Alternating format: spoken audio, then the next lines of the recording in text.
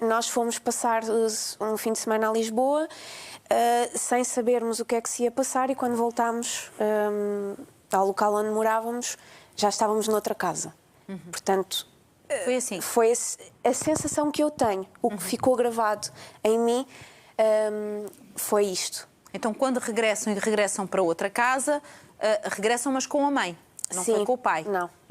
E ficaram a viver com a mãe? E ficámos a viver com a mãe. Como é que, porque já tinha 14 anos, quase a idade que tem agora a nossa Soraya, não é?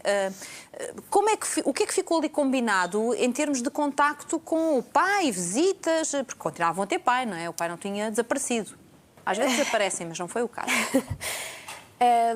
Não ficou nada estabelecido de uma forma rigorosa. Aquilo que nós fomos ouvindo foi que sempre que nós quiséssemos, poderíamos estar com o nosso pai. A questão é que houve um afastamento e houve depois... A questão é que, como não houve contactos regulares, houve espaço a um processo de alienação parental. E isso fez com que eu própria, não posso falar pelo meu irmão, é uma situação diferente, mas fez com que eu própria, a determinada altura, começasse eu a recusar o contacto com o meu pai. Mas quando diz houve espaço, os contactos não foram regulares, houve espaço para uma alienação parental, mas esses contactos passaram-se porque o seu pai não vos queria ver? O meu pai diz que sim, a minha mãe diz... o meu pai diz que nos queria ver, a minha mãe diz que não. Portanto...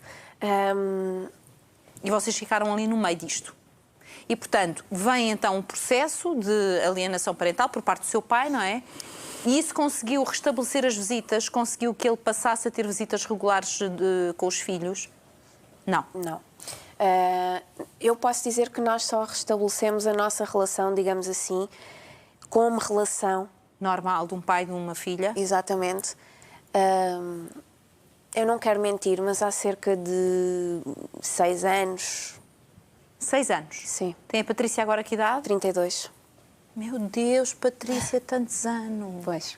E foi com muita ajuda de terapeutas, e eu acho que a cereja no topo do bolo, como eu costumo dizer, desta aproximação e desta reconstrução, até enquanto família, enquanto dinâmica familiar, também dos meus pais, um com o outro, foi o nascimento da minha filha.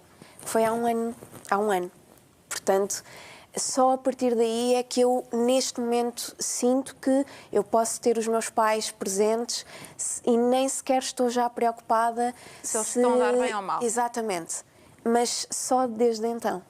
E antes disto acontecer, é um sofrimento que é indizível. Eu não tenho palavras.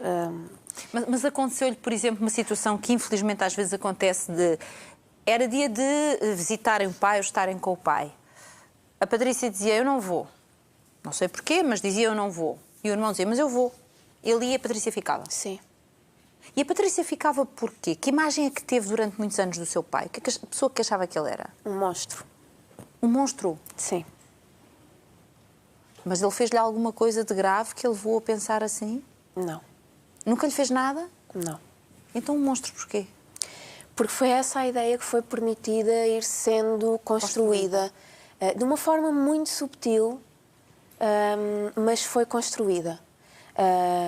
E a determinada altura, e por isso é que eu acho que esta discussão sobre a residência alternada, por exemplo, é tão importante, porque a distância, o não haver o controlo, digamos assim, dos contactos da criança com ambos os progenitores, com os pais, dá espaço a histórias criadas, dá espaço a ideias que são construídas, a memórias construídas.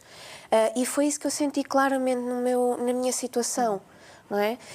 E eu tenho noção de que eu e os meus pais e o meu irmão fomos capazes de reconstruir muito recentemente, se é que não estamos ainda numa reconstrução, que eu acho que estamos, da família, mas eu tenho noção que a maior parte dos filhos não têm esta oportunidade. E são famílias que ficam destruturadas para sempre. Exatamente.